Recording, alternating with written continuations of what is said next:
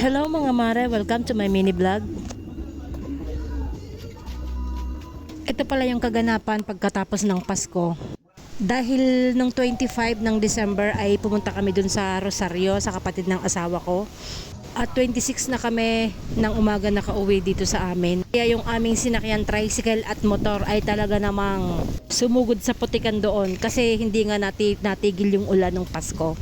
Kaya yung motor ng pamangkin ng asawa ko ay talaga namang maputik din at inayos ng asawa ko. Siyempre, itong aking motor kahit hindi ito ginamit ay aking lilinisan din. Bago naman mag New Year ay dapat malinis naman to.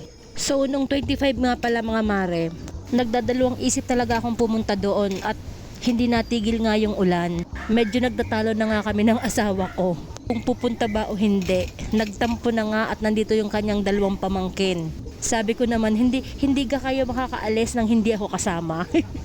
Siyempre hindi, nagtampo na nga eh. Pero dahil Pasko, siyempre, para hindi magtampo, gora na ang inyong kumare. De yun, kahit naulan, ay gumayak na yung mga bata para kami pupunta ng Rosario. So, balik kaming mag-anak ay nasa tricycle, yung anak kong panganay at yung pamangkin niya ay nakamotor. Kaya nagpursige ang inyong kumare na pumunta doon at yung mga bata nga ay mamamasko. Yung mga ninong at ninang nung anak ko ay nandoon sa Rosario. Pero pagdating namin doon, hindi din nakapamasko yung mga bata at naulan. By the way, mare, balik tayo dito sa akin nililinisang motor. Nakita nyo yung dumi, my God, ang kapal na. Tagal din kasi bago nalinis yung nabasa na ay nakita ko na yung kapal ng mukha. Dumi pala. Ayun nga mga mare, pagkatapos ko matanggalan ng dumi, ayan, sasabunin natin. Kasi di ba tayo pag naliligo, nagsasabon. Siyempre ang motor din nagsasabon. Para linis na linis, di ba? Bale, hindi nga siya mare nagagamit ng pangmalayo ang biyahe kasi nga expire yung kanyang rehistro. Kaya dito lang namin siya na si service sa malapit. Mahirap na at baka mahuli at matikitan, di ba? Buti na yung sigurado. Malaking bagay din kasi ang may service, ang may motor kahit papano. Kakatipid ka na sa pamasahe. Pero mare, hindi biro yung gastos ko dito. Gastos naming mag-asawa.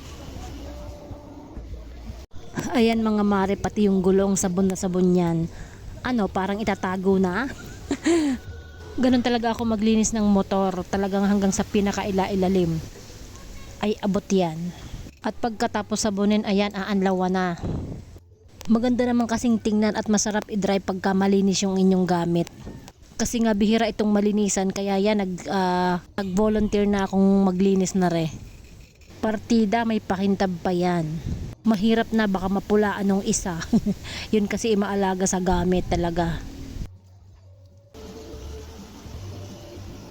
Siyempre pagkatas maligo, ayan, pupunasan na natin ng tuyong basahan.